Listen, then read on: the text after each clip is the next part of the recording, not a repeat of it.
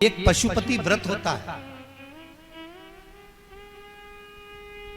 और वो व्रत ऐसा है कि उस व्रत को 5 सोमवार करना चाहिए, कोई से भी 5 सोमवार, जिसमें तुम्हारी मर्जी पड़े। ऐसा कौन सा काम है जो पशुपति व्रत से नहीं हो सकता? जब पशुपति अस्त्र मात्र भगवान राम के तरकश में रखे होने पर लंकाधिपति रावण के प्राण निकल सकते हैं, तो जीवन का वो कौन सा सुख है जो पशुपति व्रत से प्राप्त नहीं हो सकता? बस उसका नियम है, 5 सोमवार करो, पहले सोमवार को करो चाहे दूसरे सोमवार को करो। जिस सोमवार को पशुपति व्रत करो, सुबह शंकर जी के मंदिर में जाकर पूजन करो, अर्चना करो, अभिषेक करो, वो थाली को लेकर वापिस घर में रख दो। सुबह फलाहार करो, शाम को वापिस उसी थाली को लेकर जाओ, उसमें 6 दिए लगाकर लेकर जाओ। दिए को जलाना नहीं है, केवल घी के दिए लेकर जाना है, थोड़ा सा मीठा। शिव महापुराण में, स्कंद पुराण में जो पशुपति व्रत बताया है उसका विधान, थोड़ा सा मीठा लेकर जाओ। शिव जी की फिर पूजन करो, पूजन करने के बाद में शाम के समय प्रदोष काल में पूजन करो।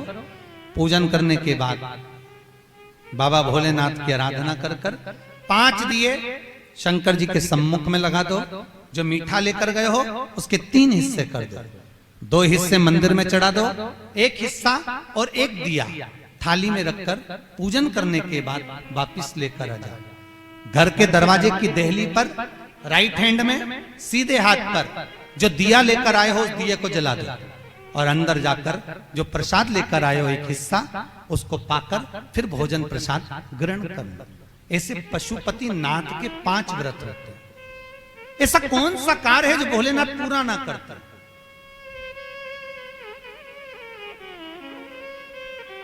कौन सा कार्य? श्री राम जी महाराज अगर सेतु पर चढ़ाई करने जा रहे हैं लंका पर, तो भगवान शिव की आराधना कर कर जा रहे हैं। भगवान कृष्ण ने भी भगवान शंकर की आराधना करी, भगवान शिव की आराधना।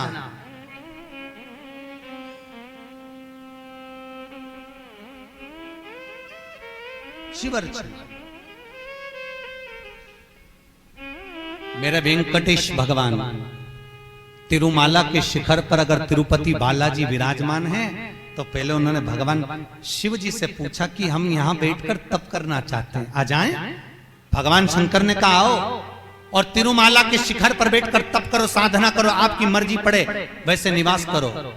मेरे हरि, मेरे तिरुपति नाथ, मेरे बालाजी, मेरे वेंकटेश भगवान कहते हैं, मेरे नारायण कहते हैं, भोलेनाथ हम यहां तप करेंगे और दुनिया के लोग आएंगे तो क्या होगा?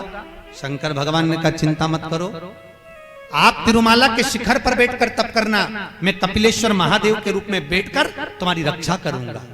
अगर आप तिरुपति गए होगे तो आपको मालूम होगा, ऊपर तिरुमाला में मेरे नारायण हैं, तो नीचे कपिलेश्वर महादेव में मेरे शंकर बैठकर रक्षा कर रहे हैं। नाथ द्वारा चले जाओ। जब श्री जी बाबा के ऊपर आक्रमण किया गया, भोलेनाथ जी के ऊपर जब श्रीनाथ जी के ऊपर जब आक्रमण किया गया, गोवर्धन नाथ जी की मूर्ति को खंडित करने का जब भाव आया, तब ब्रजवासियों ने शंकर भगवान को घास के पूले में दबाकर बैलगाड़ी में लेकर रात की रात भाग गए।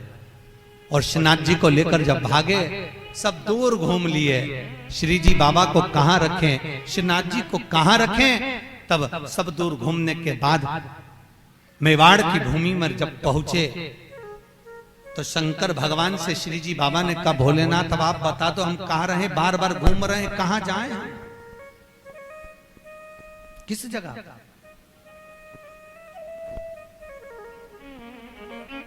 हम कहां जाएं, हम किस जगह पर जाएं? आप बताओ। भगवान शिव कहते हैं ठाकुर, हे श्री जी बाबा आप एक काम करो, आप मेवाड़ की इसी भूमि पर रहिए, आप यहां रहोगे और हम एक लिंग जी के रूप में आपकी रक्षा करेंगे। कभी आप नाथद्वारा जाकर देखना, श्रीनाथ जी में श्री जी बाबा विराजमान है और उनके पास में एक लिंग जी के रूप में भगवान शंकर विराजमान है। कोई ऐसी धरा, कोई ऐसी भूमि, कोई ऐसी जगह जहां शिव ना हो, हर जगह सर्वस्व विराज।